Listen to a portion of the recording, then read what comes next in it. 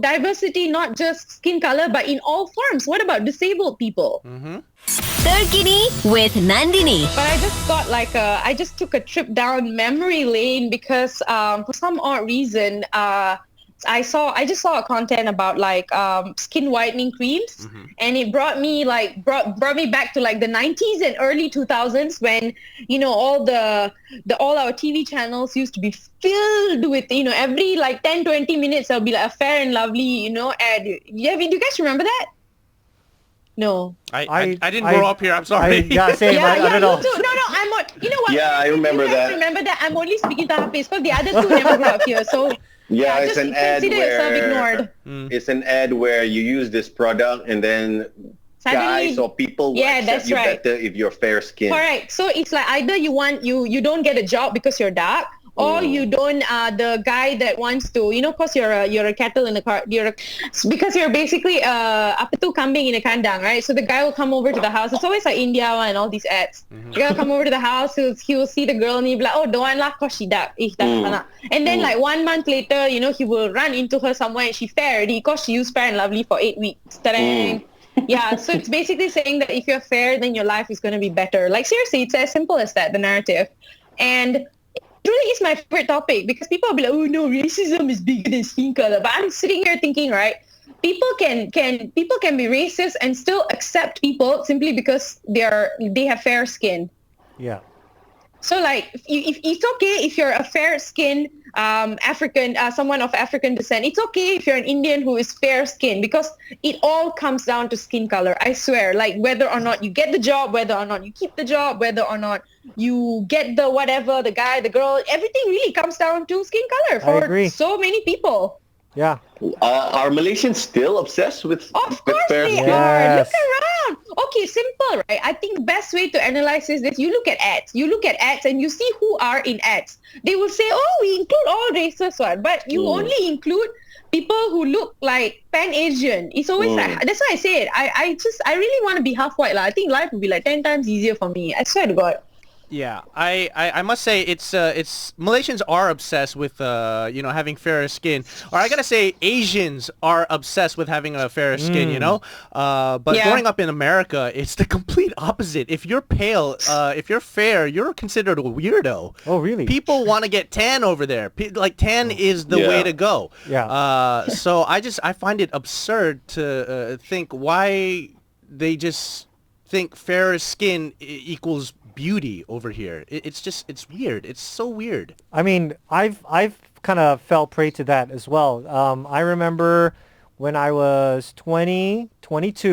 And this scenario kind of scarred me for many, many years. I auditioned to try out for a TV show, got into the final rounds. It was with another Pan-Asian individual, but I never got the job. And the reason why I found out a couple of weeks after that was because of the color of my skin. And knowing that scarred me for many, many, many years. I would wake up in the morning and look at myself in the mirror, and I'd hate how I would look like because I was so passionate about wanting this TV show and trying to be a part of this show, but because of the color of my skin, it made me hate myself even more. I almost quit radio because of it as well, because it really just kind of blows down your confidence, And it's such a scarring process to go through, and it takes years of rehabilitation to actually have and build that confidence up back again to make you feel worthy of yourself again. And it's sad to see that it still exists today.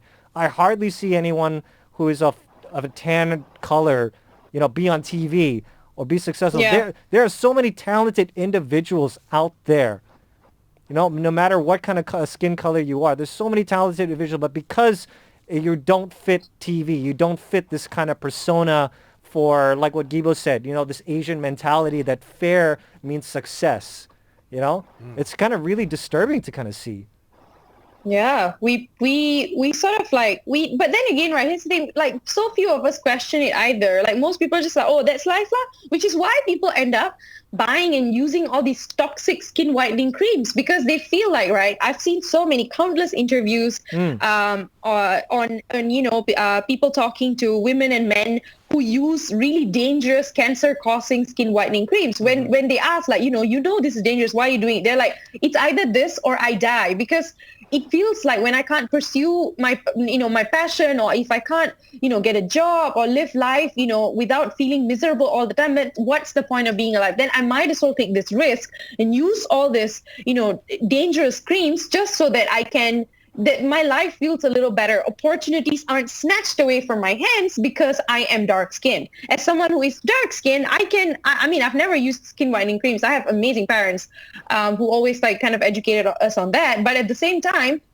like RD and I think we can both agree that life is just it's just 20 times harder than it is for other people. We have to work harder, and it's a fact. Yes, it makes you better than everyone else in the room maybe, but that doesn't mean it's really frustrating.